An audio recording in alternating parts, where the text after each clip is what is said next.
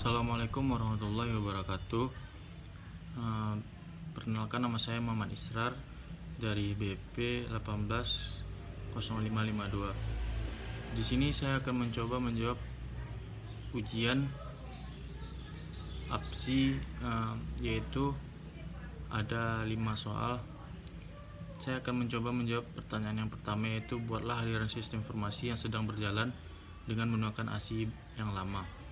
Baiklah, langkah pertama kita akan membuat aliran sistem informasi pada klinik XYZ. Yang pertama yaitu pasien datang ke klinik dan bagian administrasi mencatat data pasien. Dan yang kedua, setelah data sudah dicatat, administrasi memberikan data tersebut kepada dokter untuk melakukan pemeriksaan.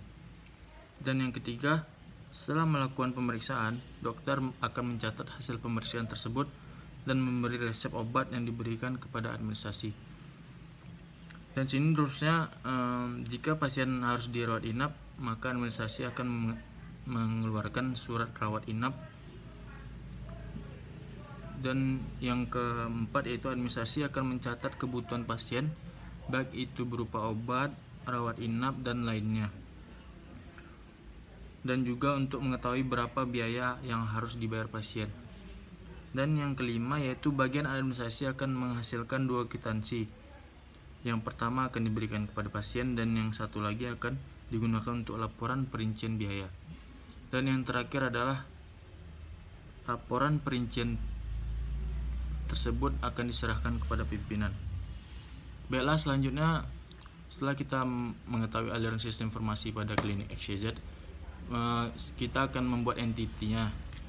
Di sini saya sudah dapat 4 entiti, yaitu yang pertama pasien, dan yang kedua administrasi, yang ketiga dokter, dan yang terakhir pimpinan.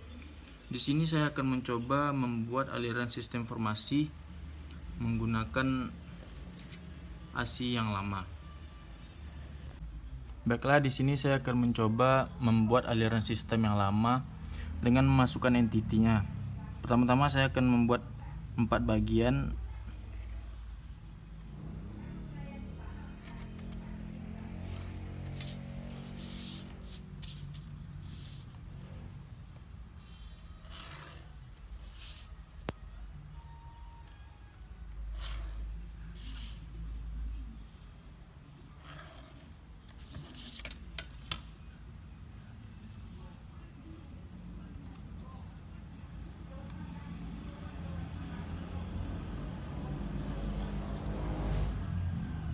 Baiklah, di sini saya akan memasukkan entitinya ke dalam kolom. Yang pertama yaitu pasien,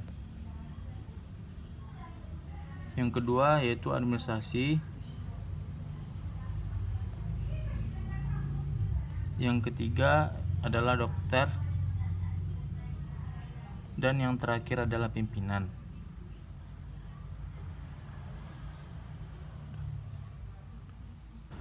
Baiklah, di sini adalah aliran sistem informasi lama, sebagaimana pasien dan administrasi, dokter, dan pimpinan dibuat satu kolom dan jadilah sistem informasi seperti ini.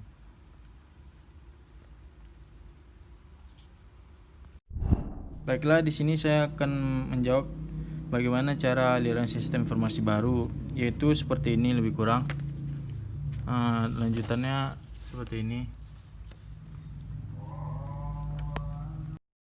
Baiklah, selanjutnya saya akan menjawab soal nomor 3, yaitu membuat konteks diagram. Di sini ada pasien, data pasien, dan dokter beserta pimpinan, di mana pasien akan memeriksa data pasien dan hasil pemeriksaan atau kwitansinya. Bagian untuk pelaporan akan perincian biaya akan diserahkan kepada pimpinan, dan di sini dokter akan memeriksa data hasil pemeriksa dan data rekam medis. Selanjutnya, lebih kurang seperti ini diagram konteksnya nomor 3. Dan selanjutnya saya akan menjelaskan nomor 4, yaitu membuat data flow diagram. Di sini adalah data flow diagram sistem informasi pada klinik XYZ. di mana di sini dimulai dari SO dan dilanjuti dengan pasien dan penginputan data pasien, dan di sini menyediakan form atau data pasien, dan yang ketiga itu menampilkan data pasien, dan terakhir memeriksa pasien dan mengumpulkan data pasien biaya. Di sini dokter akan mengimport kebutuhan pasien dan biaya dan akan memberikan kwitansi kepada pimpinan. Berikut adalah salah satu bentuk data flow diagram. Dan soal terakhir yaitu membuat entry relationship diagram, yaitu D1 adalah pasien dan D2 adalah administrasi. Di sini adalah ID underscore pasien beserta nama pasien, alamat, nomor HP, dan kena melis.